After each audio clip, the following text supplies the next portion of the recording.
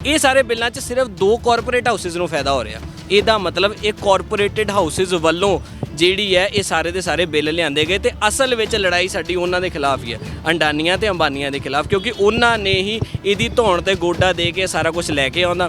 ਇਹਦੀ ਧੌਣ ਤੇ ਗੋਡਾ ਦੇ ਕੇ ਉਹ ਸਾਰੀਆਂ ਚੀਜ਼ਾਂ ਲੈ ਕੇ ਆਉਂਦੀਆਂ ਜਿਹੜੀਆਂ ਉਹਨਾਂ ਦੇ ਫੇਵਰ 'ਚ ਸੀ। ਅਰਸ਼ਾਂ ਤੋਂ ਫਰਸ਼ਾਂ ਤੇ ਲਿਆਉਣਾ ਪੰਜਾਬੀਆਂ ਦੀ ਫਿਤਰਤ ਹੈ।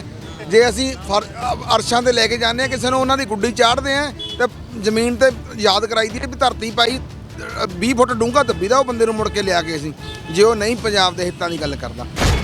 ਸਵਾਮੀਨਾਥਨ ਦੇ ਵੀ ਖਿਲਾਫ ਸੀਗੇ, ਇਹੋ ਜਿਹੀਆਂ ਗੱਲਾਂ ਆਰਾਮ ਕਹਿ ਰਿਹਾ ਵੀ ਪਿਛਲੀ ਸਰਕਾਰ ਦੇ ਲੋਕ ਹੈ। ਕੱਲ ਨਰਿੰਦਰ ਮੋਦੀ ਨੇ ਜੇ ਗੱਲ ਕਰੀਏ ਤਾਂ ਸਪਸ਼ਟ ਸ਼ਬਦਾਂ 'ਚ ਕਹਿ ਰਿਹਾ ਵੀ ਵਾਪਸ ਨਹੀਂ ਹੋਣਗੇ ਕਾਨੂੰਨ। ਪਹਿਲਾਂ ਖਾਲਿਸਤਾਨੀ ਸੀ, ਫਿਰ ਜਦੋਂ ਖਾਲਿਸਤਾਨੀ ਵਾਲਾ ਮੁੱਦਾ ਨਾ ਚੱਲਿਆ ਫਿਰ ਧਰਮਾਂ ਵਾਲੇ ਮੁੱਦੇ ਤੇ ਆ ਗਏ, ਧਰਮ ਵਾਲਾ ਮੁੱਦਾ ਨਾ ਚੱਲਿਆ ਤੇ ਹੁਣ ਓਪੋਜੀਸ਼ਨ ਵਾਲੇ ਮੁੱਦੇ ਤੇ ਆ ਗਏ। ਗੱਲ ਤਾਂ ਇਹ ਹੈ ਇਹਨਾਂ ਕੋਲੇ ਸ਼ੁਰੂ ਤੋਂ ਲੈ ਕੇ ਐਂਡ ਤੱਕ ਇਹੀ ਚੀਜ਼ ਰਹੀ ਹੈ। ਰੋਜ਼ ਦੀ ਰੋਜ਼ ਇਕਨੋਮਿਕਸ ਟਾਈਮ ਦੇ ਵਿੱਚ ਆ ਰਿਹਾ ਵੀ ਅੰਬਾਨੀਆਂ ਨੂੰ ਇੰਨਾ ਘਾਟਾ ਪੈ ਰਿਹਾ, ਅਡਾਨੀਆਂ ਨੂੰ ਇੰਨਾ ਘਾਟਾ ਪੈ ਰਿਹਾ। ਜੋ ਅੱਜ ਇਹ ਲੁਧਿਆਣੇ ਸ਼ਹਿਰ ਵਿੱਚ ਚੱਲ ਰਿਹਾ ਨਾ, ਜੇ ਸਾਰੇ ਕਿਤੇ ਇੰਡੀਆ 'ਚ ਚੱਲਣ ਲੱਗ ਜੇ ਨਾ ਵੀਰੇ, ਪੱਕੀ ਗੱਲ ਹੈ, ਪੱਕੀ ਸ਼ੋਰਟੀ ਗੱਲ ਹੈ, 15 ਦਿਨਾਂ ਬਾਅਦ ਨਾ ਇਹ ਬਿੱਲ ਵਾਪਸ ਹੋ ਜਾਣਗੇ। ਔਰ ਅਡਾਨੀ ਅੰਬਾਨੀ ਜਿਨ੍ਹਾਂ ਨੇ ਬਿੱਲ ਪਾਸ ਕਰਾਉਣੇ ਸੀ ਨਾ ਮੋਦੀ ਦੇ ਥਰੂ, ਉਹੀ ਮੋਦੀ ਨੂੰ ਕਹਿਣਗੇ ਭਾਜੀ ਸਾਡਾ ਬਹੁਤ ਨੁਕਸਾਨ ਹੋ ਗਿਆ, ਬਿੱਲ ਵਾਪਸ ਕਰ ਲਓ। ਇੱਕੋ ਹੀ ਤਰੀਕਾ, ਇਹਨਾਂ ਦੇ ਸਾਰੇ ਪ੍ਰੋਡਕਟਸ, ਇਹਨਾਂ ਦੇ ਸਾਰੀਆਂ ਚੀਜ਼ਾਂ ਦਾ ਟੋਟਲ ਬਾਇਕਾਟ ਕਰ ਲਓ। ਵੈਸਟਰਨ ਕੰਟਰੀਜ਼ 'ਚ ਕੀ ਹੁੰਦਾ, ਇੱਕ ਕਾਰਪੋਰੇਟ ਹਾਊਸ ਇੱਕ ਜਾਂ 2 ਬਿਜ਼ਨਸ ਚਲਾ ਸਕਦਾ। ਇੱਥੇ ਤਾਂ ਕਾਰਪੋਰੇਟ ਹਾਊਸ 2 ਨੇ ਤੇ ਬਿਜ਼ਨਸ ਸਾਰੇ ਹੀ। ਜਿਹੜਾ ਸ਼ਹਿਰੀਆਂ ਦੇ ਅਗੇਂਸਟ ਬਿੱਲ 'ਚ ਲੈ ਕੇ ਆਉਂਦਾ, ਉਹ ਇਹੀ ਚੀਜ਼ ਲੈ ਕੇ ਆਉਂਦੀ ਜਦੋਂ ਇਲੀਗਲ ਹੋਰਡਿੰਗ ਹੋਈ। ਇਸ ਤੋਂ ਪਹਿਲਾਂ ਵਾਲਾ ਜਿਹੜਾ ਸੀਗਾ ਕਹਿ ਲਓ ਵੀ ਕਾਂਗਰਸ ਦੇ ਟਾਈਮ 1 ਰੁਪਈਆ ਪੈਟਰੋਲ ਜਾਂ ਡੀਜ਼ਲ ਵੱਧਦਾ ਸੀ ਤੇ ਇਹਨਾਂ ਦੀ ਉਹ ਬੀਬੀ ਕੀ ਆ, ਬੀਜੇਪੀ ਵਾਲੀ, ਹਾਂ, ਕਿੱਦਾਂ ਰੌਲਾ ਪਿਆ ਸੀ ਸੜਕਾਂ ਦੇ ਉੱਪਰ। ਤੇ ਹੁਣ 5 ਰੁਪਏ ਇਕੱਠੇ ਵੱਧ ਜਾਣ, 7 ਰੁਪਏ ਇਕੱਠੇ ਵੱਧ ਜਾਣ, 10 ਰੁਪਏ ਇਕੱਠੇ ਵੱਧ ਜਾਣ ਤੇ ਹੁਣ ਕੋਈ ਕੁਛ ਨਹੀਂ ਬੋਲਦਾ। ਠੀਕ ਹੈ, ਮੈਂ ਮੰਨਦਾ, ਫਿਰ ਠੀਕ ਹੈ ਨਾ, ਇਹ ਕਹਿੰਦਾ ਨਾ ਵੀ ਉਹ ਹੈ ਓਪੋਜੀਸ਼ਨ ਹੈ। ਇਹ ਤਾਂ ਕਾਂਗਰਸ ਵਾਲੇ ਵੀ ਨਹੀਂ ਕੁਝ ਬੋਲਦੇ ਪਏ ਯਾਰ, ਫਿਰ ਕਾਹਦੀ ਓਪੋਜੀਸ਼ਨ। ਕੱਲ ਨਰਿੰਦਰ ਮੋਦੀ ਦਾ ਇੱਕ ਬਿਆਨ ਆਇਆ ਵੀ ਇਹ ਜੋ ਇਸ ਸਮੇਂ ਵਿਰੋਧ ਕਰ ਰਹੇ ਹੈ, ਇਹੋ ਹੀ ਲੋਕ ਹੈ ਜੋ ਪਿਛਲੀ ਸਰਕਾਰ ਵੇਲੇ ਸਵਾਮੀਨਾਥਨ ਦੇ ਵੀ ਖਿਲਾਫ ਸੀਗੇ। ਇਹੋ ਜਿਹੀਆਂ ਗੱਲਾਂ ਆਰਾਮ ਕਹਿ ਰਿਹਾ ਵੀ ਪਿਛਲੀ ਸਰਕਾਰ ਦੇ ਲੋਕ ਹੈ। ਕੱਲ ਨਰਿੰਦਰ ਮੋਦੀ ਨੇ ਜੇ ਗੱਲ ਕਰੀਏ ਤਾਂ ਸਪਸ਼ਟ ਸ਼ਬਦਾਂ 'ਚ ਕਹਿ ਰਿਹਾ ਵੀ ਵਾਪਸ ਨਹੀਂ ਹੋਣਗੇ ਕਾਨੂੰਨ। ਦੇਖੋ, ਇਹ ਤੇ ਇੱਕ ਪ੍ਰੋਪੇਗੈਂਡਾ ਹੀ ਹੈ। ਉਹ ਤਾਂ ਸ਼ੁਰੂ ਤੋਂ ਇਹ ਗੱਲ ਕਹਿ ਰਿਹਾ ਬਈ ਜਿਹੜੀ ਗੱਲ ਸਮਝ ਨਹੀਂ ਆਉਂਦੀ, ਉਹ ਪੋਲੀਟਿਕਸ ਦਾ ਨਾ ਇੱਕ ਫੇਜ਼ ਹੁੰਦਾ ਕਿ ਉਹ ਹਰ ਗੱਲ ਓਪੋਜੀਸ਼ਨ 'ਤੇ ਪਾਉਂਦੇ ਹਨ। ਓਪੋਜੀਸ਼ਨ ਵਾਲੇ ਮੈਨੂੰ ਦੱਸੋ ਉੱਥੇ ਕਿਹੜਾ ਵਾ? ਇੱਕ ਵੀ ਲੀਡਰ ਹੁਣ ਤੱਕ ਜਿੰਨੇ ਬਾਰਡਰਸ ਦੇ ਉੱਪਰ ਸਟੇਜਾਂ ਲੱਗੀਆਂ ਨੇ, ਇੱਕ ਵੀ ਲੀਡਰ ਦਿਖਾ ਦਿਓ, ਪੋਲੀਟੀਕਲ ਲੀਡਰ ਜਿਹੜਾ ਉੱਥੇ ਆ ਕੇ ਬੋਲਿਆ ਹੋਵੇ। ਇਹ ਤਾਂ ਸਿਰਫ ਗੱਲ ਨੂੰ ਘੁਮਾਉਣ ਦੀ ਹੈ, ਕਿਉਂਕਿ ਪੱਲੇ ਕੁਝ ਬਚਦਾ ਨਹੀਂ ਹੈ। ਹਰ ਬੰਦਾ ਅੱਜ ਜਵਾਬ ਮੰਗਦਾ ਹੈ, ਲੌਜੀਕਲ ਰੀਜ਼ਨਿੰਗ, ਹੈ ਨਾ। ਕਿਸਾਨ ਯੂਨੀਅਨਾਂ ਦੇ ਪ੍ਰਧਾਨ ਤੇ ਕਿਸਾਨ ਇੰਨੇ ਕੁ ਸਿਆਣੇ ਹੋ ਚੁੱਕੇ, ਉਹ ਕਹਿੰਦੇ ਵੀ ਆਹ ਜਿਹੜੇ ਬਿੱਲ ਨੇ ਇਹਨਾਂ ਦੇ ਅਗੇਂਸਟ ਦੱਸੋ, ਹੈ ਨਾ। ਤੁਸੀਂ ਕਹਿੰਦੇ ਹੋ ਨਾ ਵੀ ਬਿੱਲ ਕਿਸਾਨਾਂ ਦੇ ਫੇਵਰ 'ਚ, ਦੱਸੋ ਕਿਹੜੀਆਂ ਚੀਜ਼ਾਂ ਫੇਵਰ 'ਚ। ਉਹਦਾ ਕੋਈ ਜਵਾਬ ਨਹੀਂ ਹੈਗਾ ਜੀ। ਪਹਿਲਾਂ ਖਾਲਿਸਤਾਨੀ ਸੀ, ਫਿਰ ਜਦੋਂ ਖਾਲਿਸਤਾਨੀ ਵਾਲਾ ਮੁੱਦਾ ਨਾ ਚੱਲਿਆ ਫਿਰ ਧਰਮਾਂ ਵਾਲੇ ਮੁੱਦੇ ਤੇ ਆ ਗਏ, ਧਰਮ ਵਾਲਾ ਮੁੱਦਾ ਨਾ ਚੱਲਿਆ ਤੇ ਹੁਣ ਓਪੋਜੀਸ਼ਨ ਵਾਲੇ ਮੁੱਦੇ ਤੇ ਆ ਗਏ। ਗੱਲ ਤਾਂ ਇਹ ਹੈ, ਇਹਨਾਂ ਕੋਲੇ ਸ਼ੁਰੂ ਤੋਂ ਲੈ ਕੇ ਐਂਡ ਤੱਕ ਇਹੀ ਚੀਜ਼ ਰਹੀ ਹੈ। ਵਿੱਚੇ ਰੋਕਣਾ ਚਾਹਾਂਗਾ, ਫਿਰ ਤਾਂ ਸ਼ਰਮੀ ਵਾਲੀ ਗੱਲ ਹੀ ਹੋ ਗਈ ਵੀ ਓਪੋਜੀਸ਼ਨ ਇੰਨੀ ਜ਼ਿਆਦਾ ਸਟਰੋਂਗ ਹੋ ਗਈ ਹੈ। ਦੇਖੋ, ਓਪੋਜੀਸ਼ਨ ਉਹ ਪੋਲੀਟੀਕਲੀ ਮੁੱਦਾ ਹੈ, ਓਪੋਜੀਸ਼ਨ ਵੀ ਸਟਰੋਂਗ ਕੀ ਹੈ ਅੱਜ ਇੰਨਾ ਕੁ ਪੰਜਾਬ ਦਾ, ਜਾਂ ਕਹਿ ਲਓ ਸਾਰੇ ਫਾਰਮਰ, ਜੇ ਕੱਲ ਉਹਨਾਂ ਦੀ ਉੱਤਰਾਖੰਡ ਵਾਲਿਆਂ ਦੀ ਵੀ ਗੱਲ ਕਰੀਏ, ਉਹਨਾਂ 'ਚ ਵੀ ਕਿਹੜਾ ਕੋਈ ਪੋਲੀਟੀਕਲ ਲੀਡਰ ਆਇਆ। ਹਰ ਇਸ ਟਾਈਮ ਜਿੰਨੇ ਵੀ ਕਿਸਾਨ ਨੇ ਨਾ, ਉਹ ਸਾਰੇ ਬੰਦੇ ਇਹ ਗੱਲ ਕਹਿ ਰਹੇ ਵੀ ਸਾਨੂੰ ਪੋਲੀਟੀਕਲ ਪਾਰਟੀਜ਼ ਤੋਂ, ਪੋਲੀਟੀਕਲ ਸਾਰੇ ਡਿਫਰੈਂਸਿਸ ਤੋਂ ਅੱਡ ਰੱਖੋ, ਸਾਡਾ ਮੁੱਦਾ ਕਿਸਾਨੀ ਹੈ। ਇਹ ਲੋਕਲ ਪੀਪਲਸ ਵੌਇਸ ਹੈ, ਇਹ ਲੋਕਾਂ ਦੀ ਆਵਾਮ ਦੀ ਆਵਾਜ਼ ਹੈ। ਅੱਜ ਅਸੀਂ ਇੱਥੇ ਬੈਠੇ ਹਾਂ, ਮੈਨੂੰ ਦੱਸੋ ਆਹ ਸਾਰਾ ਟੈਂਟ ਦਾ ਖਰਚਾ, ਜਾਂ ਸਾਰੀਆਂ ਚੀਜ਼ਾਂ ਸਾਬਿਤ ਕਰਕੇ ਦਿਖਾਓ ਵੀ ਕਿਹੜੀ ਪੋਲੀਟੀਕਲ ਪਾਰਟੀ ਨੇ ਦਿੱਤਾ।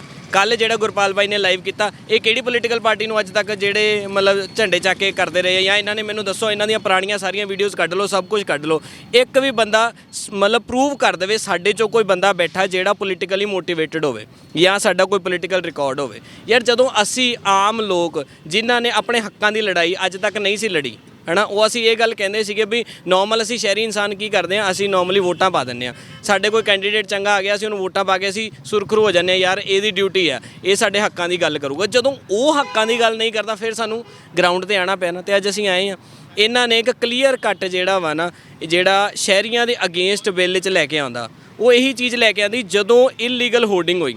ਇਸ ਤੋਂ ਪਹਿਲਾਂ ਵਾਲਾ ਜਿਹੜਾ ਸੀਗਾ ਕਹਿ ਲਓ ਵੀ ਕਾਂਗਰਸ ਦੇ ਟਾਈਮ 1 ਰੁਪਈਆ ਪੈਟਰੋਲ ਜਾਂ ਡੀਜ਼ਲ ਵੱਧਦਾ ਸੀ ਤੇ ਇਹਨਾਂ ਦੀ ਉਹ ਬੀਬੀ ਕੀ ਆ, ਬੀਜੇਪੀ ਵਾਲੀ, ਸਮ੍ਰਿਤੀ ਇਰਾਨੀ, ਹਾਂ, ਕਿੱਦਾਂ ਰੌਲਾ ਪਿਆ ਸੀ ਸੜਕਾਂ ਦੇ ਉੱਪਰ, ਤੇ ਹੁਣ 5 ਰੁਪਏ ਇਕੱਠੇ ਵੱਧ ਜਾਣ, 7 ਰੁਪਏ ਇਕੱਠੇ ਵੱਧ ਜਾਣ, 10 ਰੁਪਏ ਇਕੱਠੇ ਵੱਧ ਜਾਣ, ਤੇ ਹੁਣ ਕੋਈ ਕੁਛ ਨਹੀਂ ਬੋਲਦਾ। ਠੀਕ ਹੈ, ਮੈਂ ਮੰਨਦਾ, ਫਿਰ ਠੀਕ ਹੈ ਨਾ, ਇਹ ਕਹਿੰਦਾ ਨਾ ਵੀ ਉਹ ਹੈ ਆਪੋਜੀਸ਼ਨ ਹੈ, ਇਹ ਤਾਂ ਕਾਂਗਰਸ ਵਾਲੇ ਵੀ ਨਹੀਂ ਕੁਛ ਬੋਲਦੇ ਪਏ ਯਾਰ, ਫਿਰ ਕਾਹਦੀ ਆਪੋਜੀਸ਼ਨ। ਤੇ ਹੁਣ ਦੂਜੀ ਗੱਲ ਇਹ ਜਿਹੜੀ ਸਭ ਤੋਂ ਇੰਪੋਰਟੈਂਟ ਗੱਲ ਹੈ, ਇਹ ਸਾਰੇ ਦੇ ਸਾਰੇ ਜਿਹੜੇ ਕਿਸਾਨੀ ਮੁੱਦੇ ਨੇ, ਇਹ 'ਚ ਅਸਲ ਵਿੱਚ ਫਾਇਦਾ ਕਿਹਨੂੰ ਹੋ ਰਿਹਾ? ਕੋਈ ਟੈਕਸੇਸ਼ਨ ਵਧੇ, ਕੋਈ ਕੁਝ ਹੋਰ ਚੀਜ਼ ਵਧੇ, ਉਹਦੇ 'ਚ ਤਾਂ ਮੰਨਦੇ ਆ ਸਰਕਾਰ ਨੂੰ ਫਾਇਦਾ ਹੁੰਦਾ। ਇਹ ਸਾਰੇ ਬਿੱਲਾਂ 'ਚ ਸਿਰਫ 2 ਕਾਰਪੋਰੇਟ ਹਾਊਸਿਸ ਨੂੰ ਫਾਇਦਾ ਹੋ ਰਿਹਾ। ਇਹਦਾ ਮਤਲਬ ਇਹ ਕਾਰਪੋਰੇਟਡ ਹਾਊਸਿਸ ਵੱਲੋਂ ਜਿਹੜੀ ਹੈ ਇਹ ਸਾਰੇ ਦੇ ਸਾਰੇ ਬਿੱਲ ਲਿਆਂਦੇ ਗਏ, ਤੇ ਅਸਲ ਵਿੱਚ ਲੜਾਈ ਸਾਡੀ ਉਹਨਾਂ ਦੇ ਖਿਲਾਫ ਹੀ ਹੈ, ਅੰਡਾਨੀਆਂ ਤੇ ਅੰਬਾਨੀਆਂ ਦੇ ਖਿਲਾਫ, ਕਿਉਂਕਿ ਉਹਨਾਂ ਨੇ ਹੀ ਇਹਦੀ ਧੌਣ ਤੇ ਗੋਡਾ ਦੇ ਕੇ ਸਾਰਾ ਕੁਝ ਲੈ ਕੇ ਆਉਂਦਾ, ਇਹਦੀ ਧੌਣ ਤੇ ਗੋਡਾ ਦੇ ਕੇ ਉਹ ਸਾਰੀਆਂ ਚੀਜ਼ਾਂ ਲੈ ਕੇ ਆਉਂਦੀਆਂ ਜਿਹੜੀਆਂ ਉਹਨਾਂ ਦੇ ਫੇਵਰ 'ਚ ਸੀ। ਕਿਸਾਨਾਂ ਦੇ ਫੇਵਰ 'ਚ ਕਿਸਾਨਾਂ ਦੇ ਅਗੇਂਸਟ MSP ਤੇ ਉਹ ਸਾਰਾ ਕੁਝ, ਸਾਡੇ ਸ਼ਹਿਰੀਆਂ ਦੇ ਅਗੇਂਸਟ ਇਲੀਗਲ ਹੋਲਡਿੰਗ, ਗ੍ਰੇਨ ਜਿਹੜੀ ਹੈ ਉਹਨੂੰ ਹੋਲਡ ਕਰਕੇ ਰੱਖਣਾ, ਜਿੰਨੇ ਮਰਜ਼ੀ ਲੰਬੇ ਟਾਈਮ ਲਈ ਹੋਲਡ ਕਰਕੇ ਰੱਖਣਾ, ਫਿਰ ਇਨਫਲੇਸ਼ਨ ਲਿਆ ਕੇ ਆਵਾਂਗੇ, ਉਸ ਤੋਂ ਬਾਅਦ ਵੀ ਤੇ ਅਸੀਂ ਕਵਾਂਗੇ ਹਾਏ ਸਬਜ਼ੀਆਂ ਮਹਿੰਗੀਆਂ ਹੋ ਗਈਆਂ, ਹਾਏ ਸਾਰਾ ਕੁਝ ਮਹਿੰਗਾ ਹੋ ਗਿਆ। ਫਿਰ ਇਹ ਸਾਰੀਆਂ ਚੀਜ਼ਾਂ ਬਹੁਤ ਧਿਆਨ ਨਾਲ ਸਮਝਣੀਆਂ ਪੈਣਗੀਆਂ ਕਿ ਸਿਟੀਜ਼ਨਸ ਜਿਹੜੇ ਸ਼ਹਿਰੀ ਆ ਉਹਨਾਂ ਨੂੰ ਵੀ ਉਨਾ ਹੀ ਨੁਕਸਾਨ ਹੈ ਜਿੰਨਾ ਕਿਸਾਨਾਂ ਨੂੰ ਨੁਕਸਾਨ ਹੈ। ਅਡਾਨੀ ਅੰਬਾਨੀ ਦੀ ਤੁਸੀਂ ਗੱਲ ਕਹਿ ਰਹੇ ਹੋ ਵੀ ਅਡਾਨੀ ਗਰੁੱਪ ਨੂੰ ਪੂਰੇ ਪੇਜ ਦੀਆਂ ਆਪਣੀਆਂ ਐਡਵਰਟਾਈਜ਼ਮੈਂਟ ਵੀ ਦੇਣੀਆਂ ਪਈਆਂ ਅਖਬਾਰਾਂ 'ਚ। ਦੇਖੋ ਹਾਂ, ਇਹ ਵੀ ਗੱਲ ਹੈ। ਹੁਣ ਅਡਾਨੀ ਅੰਬਾਨੀ ਜਿਹੜੇ ਨੇ ਉਹ ਆਪਣੇ ਉਹਦੇ ਤੇ ਆ ਰਹੇ ਆ। ਜੇ ਪੁਰਾਣੇ ਸਟੈਟਸ ਦੀ ਗੱਲ ਕਰੀਏ, ਰੋਜ਼ ਦੀ ਰੋਜ਼ ਇਕਨੋਮਿਕਸ ਟਾਈਮ ਦੇ ਵਿੱਚ ਆ ਰਿਹਾ ਵੀ ਅੰਬਾਨੀਆਂ ਨੂੰ ਇੰਨਾ ਘਾਟਾ ਪੈ ਰਿਹਾ, ਅਡਾਨੀਆਂ ਨੂੰ ਇੰਨਾ ਘਾਟਾ ਪੈ ਰਿਹਾ। ਮੈਂ ਕਹਿੰਦਾ ਖੁਸ਼, ਮਤਲਬ ਕਹਿ ਲਓ ਬਈ ਵਧੀਆ ਗੱਲ ਹੈ ਸਾਰੇ ਦੇ ਸਾਰੇ ਕਿਸਾਨਾਂ ਲਈ। ਜੋ ਅੱਜ ਇਹ ਲੁਧਿਆਣੇ ਸ਼ਹਿਰ ਵਿੱਚ ਚੱਲ ਰਿਹਾ ਨਾ, ਜੇ ਸਾਰੇ ਕਿਤੇ ਇੰਡੀਆ 'ਚ ਚੱਲਣ ਲੱਗ ਜੇ ਨਾ ਵੀਰੇ, ਪੱਕੀ ਗੱਲ ਹੈ, ਪੱਕੀ ਸਿਓਰਟੀ ਗੱਲ ਹੈ, 15 ਦਿਨਾਂ ਬਾਅਦ ਨਾ ਇਹ ਬਿੱਲ ਵਾਪਸ ਹੋ ਜਾਣਗੇ। ਔਰ ਅਡਾਨੀ ਅੰਬਾਨੀ ਜਿਨ੍ਹਾਂ ਨੇ ਬਿੱਲ ਪਾਸ ਕਰਾਉਣੇ ਸੀ ਨਾ ਮੋਦੀ ਦੇ ਥਰੂ, ਉਹੀ ਮੋਦੀ ਨੂੰ ਕਹਿਣਗੇ ਭਾਜੀ ਸਾਡਾ ਬਹੁਤ ਨੁਕਸਾਨ ਹੋ ਗਿਆ, ਬਿੱਲ ਵਾਪਸ ਕਰ ਲਓ। ਇੱਕੋ ਹੀ ਤਰੀਕਾ, ਇਹਨਾਂ ਦੇ ਸਾਰੇ ਪ੍ਰੋਡਕਟਸ, ਇਹਨਾਂ ਦੇ ਸਾਰੀਆਂ ਚੀਜ਼ਾਂ ਦਾ ਟੋਟਲ ਬਾਇਕਾਟ ਕਰ ਦਿਓ, ਟੋਟਲ ਬਾਇਕਾਟ। ਜੇ ਰਿਲਾਇੰਸ ਪੰਪ ਦੀ ਗੱਲ ਹੈ ਤਾਂ ਖਾਲੀ ਪੈਟਰੋਲ ਦੀ ਗੱਲ ਨਹੀਂ ਹੈ। ਹੁਣ ਤੁਸੀਂ ਇੱਕ ਚੀਜ਼ ਵੇਖੋ ਬਈ, ਜਿਹੜਾ ਇੰਟਰਨੈਸ਼ਨਲ ਜਦੋਂ ਮਤਲਬ ਪ੍ਰਾਈਜ਼ ਵਾਧਾ ਘਟਦਾ ਸੀਗਾ ਤੇ ਸਾਡੀ ਜਿਹੜੀਆਂ ਸਰਕਾਰਾਂ ਦਾ ਪ੍ਰਾਈਜ਼ ਸੀਗਾ ਉਹ ਉੱਪਰ ਥੱਲੇ ਹੁੰਦਾ ਸੀ। ਹੁਣ ਸਰਕਾਰਾਂ ਕੀ ਕਰਦੀਆਂ, ਰਿਲਾਇੰਸ ਨੂੰ ਜਿਹੜੀ ਇਨ ਹਾਊਸ ਪ੍ਰੋਡਕਸ਼ਨ ਹੈ, ਜੋ ਉਹਦੀ ਕਾਸਟ ਪੈਂਦੀ ਹੈ ਨਾ, ਸਾਡੀ ਸਰਕਾਰੀ ਕਾਸਟ ਵੀ ਉਹੀ ਹੈ। ਹਿੰਦੁਸਤਾਨ ਪੈਟਰੋਲੀਅਮ ਹੈ ਜਾਂ ਹੋਰ ਜਿੰਨੀਆਂ ਨੇ ਉਹ ਸਾਰੀ ਉਹੀ ਹੈ, ਤੇ ਕੰਪੀਟੀਸ਼ਨ ਤਾਂ ਕੋਈ ਰਹਿ ਨਹੀਂ ਨਾ ਗਿਆ। ਉਹ ਜੋ ਰਿਲਾਇੰਸ ਨੇ ਪੈਟਰੋਲ ਦਾ ਫਾਈਨਲ ਕਰਨਾ ਉਹੀ ਸਰਕਾਰ, ਕਿਉਂਕਿ ਸਰਕਾਰ ਨੂੰ ਉਹਨੇ ਖਰੀਦਿਆ ਹੋਇਆ। ਸੋ ਸਾਰੀਆਂ ਚੀਜ਼ਾਂ ਬਹੁਤ ਧਿਆਨ ਨਾਲ ਸਮਝਣ ਵਾਲੀਆਂ ਨੇ ਕਿ ਕਾਰਪੋਰੇਟ ਹਾਊਸਿਸ ਦੇ ਜਦੋਂ ਹੱਥਾਂ 'ਚ ਤੁਸੀਂ ਇਕਨੋਮੀ ਦੇ ਦੋਗੇ ਤਾਂ ਕੰਪੀਟੀਸ਼ਨ ਖਤਮ ਹੋ ਜਾਊਗਾ, ਹੈ ਨਾ, ਤੇ ਸਾਰੀਆਂ ਜਿਹੜੀਆਂ ਚੀਜ਼ਾਂ ਨੇ ਉਹਨਾਂ ਦੇ ਹਿਸਾਬ ਨਾਲ ਚੱਲਣਗੀਆਂ। ਦੂਜੀ ਗੱਲ, ਜੇ ਮੈਂ ਵੈਸਟਰਨ ਕੰਟਰੀਜ਼ ਦੇ ਇੱਥੇ ਐਗਜ਼ਾਮਪਲ ਲਵਾਂ, ਵੈਸਟਰਨ ਕੰਟਰੀਜ਼ 'ਚ ਕੀ ਹੁੰਦਾ, ਇੱਕ ਕਾਰਪੋਰੇਟ ਹਾਊਸ 1 ਜਾਂ 2 ਬਿਜ਼ਨਸ ਚਲਾ ਸਕਦਾ। ਇੱਥੇ ਤਾਂ ਕਾਰਪੋਰੇਟ ਹਾਊਸ 2 ਨੇ ਤੇ ਬਿਜ਼ਨਸ ਸਾਰੇ ਹੀ, ਕੰਪੀਟੀਸ਼ਨ ਹੀ ਖਤਮ। ਦਵਾਈਆਂ 'ਚ ਵੀ ਉਹੀ ਲਾ ਲਓ, ਮਤਲਬ ਕੰਜ਼ਿਊਮਰ ਪ੍ਰੋਡਕਟਸ 'ਚ ਵੀ ਉਹੀ ਲਾ ਲਓ, ਸ਼ੂਜ਼ 'ਚ ਵੀ ਉਹੀ ਲਾ ਲਓ, ਸਾਰੇ ਕੰਜ਼ਿਊਮਰ ਪ੍ਰੋਡਕਟ, ਪੈਟਰੋਲੀਅਮ 'ਚ ਵੀ ਉਹੀ ਲਾ ਲਓ, ਪਲਾਸਟਿਕ 'ਚ ਵੀ ਉਹੀ ਲਾ ਲਓ। ਆਪਣੇ ਘਰ ਦਾ ਹੀ ਦਾਣਾ, ਆਪ ਹੀ ਲਿਫਾਫਾ ਬਣਾਉਣਾ ਤੇ ਆਪ ਹੀ ਵੇਚ ਦੇਣਾ। ਲਿਫਾਫਾ ਵੀ ਕਿਹਾ ਯਾਰ, ਇਹ ਕਾਫੀ ਮਹਿੰਗਾ ਹੋ ਗਿਆ। ਕਿਉਂ ਮਹਿੰਗਾ ਹੋ ਰਿਹਾ? ਕਿਉਂਕਿ ਰਿਲਾਇੰਸ ਨੇ ਪਿਛਲੇ 2 ਸਾਲਾਂ 'ਚ ਮੋਨੋਪੋਲੀ ਕ੍ਰੀਏਟ ਕਰ ਲਈ ਦਾਣੇ ਦੇ ਉੱਪਰ। ਹੁਣ ਦਾਣੇ ਤੋਂ ਹੀ ਲਿਫਾਫਾ ਬਣਨਾ, ਜੋ ਦਾਣੇ ਦਾ ਰੇਟ ਨਿਕਲੂਗਾ ਉਸ ਹਿਸਾਬ ਨਾਲ ਲਿਫਾਫੇ ਦਾ ਰੇਟ ਹੋਊਗਾ। ਕੰਪੀਟੀਸ਼ਨ ਬਿਲਕੁਲ ਖਤਮ। ਜੀਓ 'ਚ ਇਹੀ ਕੀਤਾ ਇਹਨਾਂ ਨੇ, ਸਭ ਤੋਂ ਪਹਿਲਾਂ ਸਾਰਿਆਂ ਨੂੰ ਫ੍ਰੀ ਦੇ ਕੇ ਤੇ ਕੰਪੀਟੀਸ਼ਨ ਦਾ ਲੈਵਲ ਇਸ ਲੈਵਲ ਤੇ ਲੈ ਕੇ ਆਉਂਦਾ ਕਿ ਦੂਜੀ ਕੰਪਨੀਆਂ ਮਤਲਬ ਖਤਮ ਹੀ ਹੋ ਗਈਆਂ, ਹੈ ਨਾ। ਜਿਹੜੀ ਉਹ ਕੀ ਹੈ, ਵੋਡਾਫੋਨ ਤੇ ਆਈਡੀਆ ਨੂੰ ਮਰਜ ਕਰਨਾ ਪਿਆ, ਇਸ ਲੈਵਲ ਤੱਕ ਨੁਕਸਾਨ ਹੋਇਆ, ਉਹਨਾਂ ਦੋਵਾਂ ਦਾ ਮਰਜਰ ਹੋਇਆ। ਤੇ ਅੱਜ ਹਾਲਾਤ ਉਹੀ ਹੋਏ ਨਾ ਵੀ ਜਦੋਂ ਕੰਪੀਟੀਸ਼ਨ ਖਤਮ ਕਰਤਾ ਫਿਰ ਆ। ਪਰ ਨਹੀਂ, ਲੋਕ ਸਹੀ ਰਾਈਟ ਟਾਈਮ ਤੇ ਸਿਆਣੇ ਹੋ ਗਏ। ਜਦੋਂ ਜੀਓ 'ਚ ਵੱਧ ਤੋਂ ਵੱਧ ਲੋਕਾਂ ਨੇ ਪੋਰਟ ਕਰਾਉਣੇ ਸ਼ੁਰੂ ਕਰਦੇ, ਹੁਣ ਦੂਸਰੀਆਂ ਕੰਪਨੀਆਂ ਸਟੈਂਡ ਹੋਣਗੀਆਂ, ਫਿਰ ਕੰਪੀਟੀਸ਼ਨ ਆਊਗਾ। ਸਤਰੀ ਇੱਥੇ ਵੀ ਲੱਗ ਗਏ ਬੋਰਡ ਤੇ। ਦੇਖੋ ਇਹ ਤੇ ਇਹਨਾਂ ਦੀ ਕੰਪਨੀ ਦੀ ਆਪਣੀ ਉਹ ਹੈ, ਇਹ ਸਾਡਾ ਇਹਨਾਂ ਨਾਲ ਕੋਈ ਲੈਣਾ ਦੇਣਾ ਨਹੀਂ ਹੈ। ਠੀਕ ਹੈ, ਅਸੀਂ ਅਡਾਨੀ ਅੰਬਾਨੀ ਦੇ ਸਾਰੇ ਪ੍ਰੋਡਕਟਸ ਦਾ ਬਾਈਕਾਟ ਕਰਦੇ ਹਾਂ।